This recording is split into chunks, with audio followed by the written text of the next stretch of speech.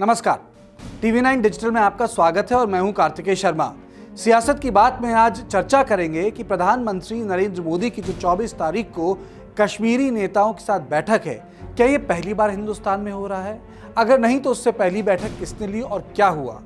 और क्या पहले कभी कश्मीरी नेताओं को किसी प्रधानमंत्री ने नजरबंद किया और जब भी बैठकें हुई उसका नतीजा क्या हुआ? पहले तो मैं आपको बता दूं कि 2019 के बाद जब संसद में राज्य का दर्जा छिना कश्मीर का और 2 यूनियन टेरिटरीज लद्दाख और जम्मू कश्मीर की पैदा हुई और ये पहला राज्य था जो राज्य से यूनियन टेरिटरी बना, जबकि आज़ादी के बाद यूनियन टेरिटरी से राज्य बनते हैं जैसे अरुणाचल प्रदेश और बाकी तमाम जो राज्य अपने अस्तित्व में उत्तर पूर्व में आए। दूसरी चीज़ जो महत्वपूर्ण इसमें उभर के आती है कि ये जो तमाम नेता थे वो नज़रबंद रहे, यानी फारूक अब्दुल्ला, ओमर अब्दुल्ला, महबूबा मुफ्ती, इनको तुरंत नज़रबंद किया गया था क्योंकि उस वक्त जब ये फैसला लिया गया था, 370 हटाया था लोकसभा में, तो कहीं ना कहीं सरकार को ये लगता था कि अगर ये लोग रोज़ खुल कर बोलेंगे और इस बात पर ज़्यादा प्रक्रिया होगी तो बहुत ज़्यादा एनिमोसिटी होगी, क्योंकि मेनलैंड में जिसे कहते हैं कश्मीर के अलावा पूरे देश का सेंटिमेंट 370 को लेके कुछ और था और जो कश्मीरी नेता थे उनका सेंटिमेंट कुछ और था। और उसके बीच में हुआ ये था कि राज्य का दर्जा छिन गया था, यानी एक तो 370 और 370 के साथ राज्य का दर्जा छिना, यानी 2 चीज़ें हुई थी। तो इस बैठक में बुलाया गया है और राज्य के जो लेफ्टिनेंट गवर्नर हैं मनोज सिन्हा, उन्होंने खुलकर बोला है कि पहली चीज़, अब और कोई पुनर्गठन की बात नहीं होगी कि यानी दोबारा राज्य बनेगा नहीं बनेगा, उस पर कोई बातचीत नहीं होगी। उनका कहना है कि ये केवल लोकतांत्रिक प्रक्रिया को लेकर बातचीत हो रही है। अब सवाल ये उठता है कि भाई ये जो सारे नेता हैं वो नज़रबंद थे, जब प्रधानमंत्री से मिलेंगे तो वो उनसे क्या बात करेंगे? ट्रस्ट डेफिसिट श्रीनगर और दिल्ली के बीच में इतना है, उसके बीच में किस तरीके से लोकतांत्रिक प्रक्रिया बहाल होगी? क्योंकि उसमें से तो 3 पूर्व मुख्यमंत्री हैं, महबूबा मुफ्ती, ओमर अब्दुल्ला, फारूक अब्दुल्ला।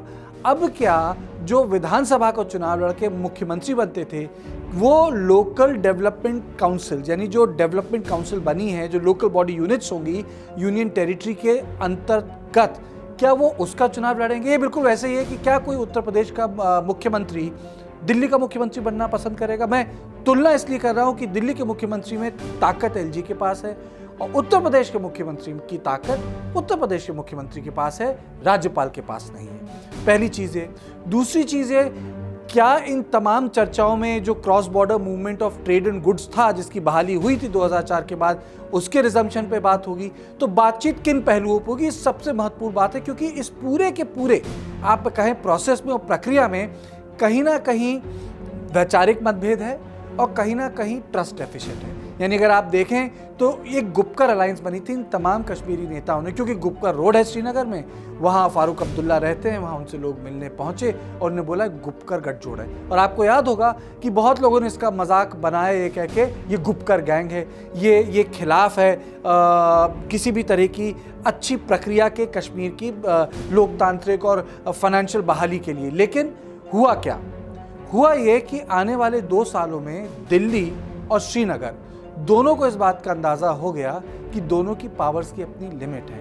यानी दिल्ली को ये पता लग गया कि भाई आप चाहे कितने भी मतभेद रख लें, आपको बातचीत इन्हीं श्रीनगर के नेताओं से करनी है। कोशिश की गई थी दिल्ली की तरफ से कि एक नई नेताओं की उपज हो, कुछ नई पॉलिटिकल पार्टीज निकले, लेकिन ऐसा जम्मू कश्मीर में नहीं हो पाया। ये इसका गवाह है 2019, 2020 कोशिश पूरी की गई पर ना तो नई पॉलिटिकल पार्टीज आई, ना सिविल सोसाइटी से लोग निकल के आए, तो ये विफलता दिल्ली की है। श्रीनगर की तरफ से ये लोग रहे, नज़रबंद रहे, कैद रहे, लेकिन इनको भी ये अंदाज़ा है कि आपको बातचीत तो दिल्ली से ही करनी है।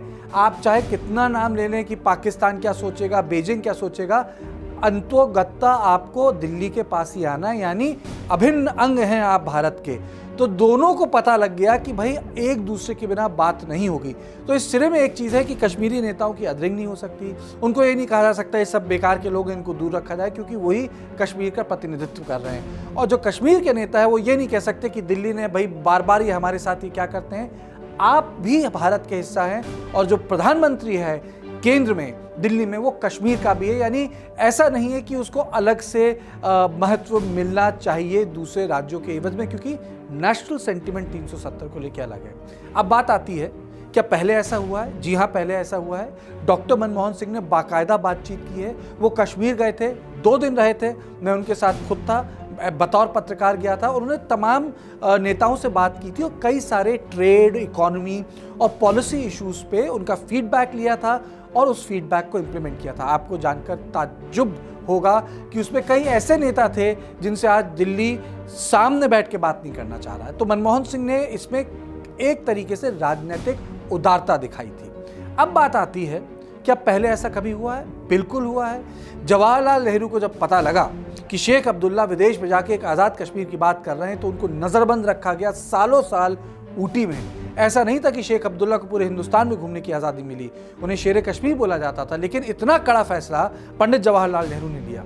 इंदिरा गांधी ने 1975 में जब शेख अब्दुल्ला के साथ एकॉर्ड साइन किया तो आप कह सकते हैं कि 370 को खोखला कर दिया।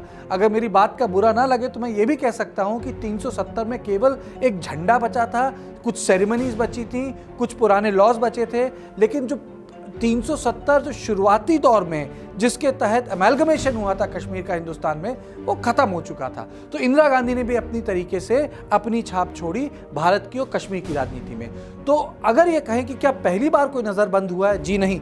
नरेंद्र मोदी पहले प्रधानमंत्री नहीं है। इससे ज़्यादा वहाँ की सत्ता में हस्तक्षेप इंदिरा गांधी और जवाहरलाल नेहरू ने किया था। तो अब मोटा मोटी बात आती है, क्या होगा? मुझको लगता है कि 24 तारीख को एक नए पॉलिटिकल इक्विलिब्रियम बनाने की ज़रूरत है। एक नया राजनीतिक समझौता होना चाहिए, एक नई जिसे कह सकते हैं अंडरस्टैंडिंग होनी चाहिए कि भाई 370 तो हट नहीं सकता, यानी वापस नहीं आ सकता, लेकिन उसके बाद क्या हम कोई और बातचीत कर सकते हैं जिससे पॉलिटिकल प्रोसेस में आप भी रेलिवेंट रहें और हमारी बात भी रहे, दिल्ली की साख भी रहे और श्रीनगर का मान भी रहे। तो मुझे लगता है मान और साख के बीच की बात कहीं ना कहीं प्रधानमंत्री नरेंद्र मोदी को करनी होगी, क्योंकि जो पिछले 2 साल में हुआ है उससे एक चीज़ साफ है, अगर जितनी ज़रूरत दिल्ली को श्रीनगर की है, श्रीनगर को भी उतनी ज़रूरत दिल्ली की है। आप आर्टिफिशियल लीडरशिप नहीं बना सकते कश्मीर में, तो कश्मीरी नेताओं को भी समझना है दिल्ली यहीं है, कहीं नहीं जा रहा। तो सियासत की बात में बस इतना ही। देश और दुनिया की बाकी खबरों के लिए आप देखते रहिए TV9 डिजिटल।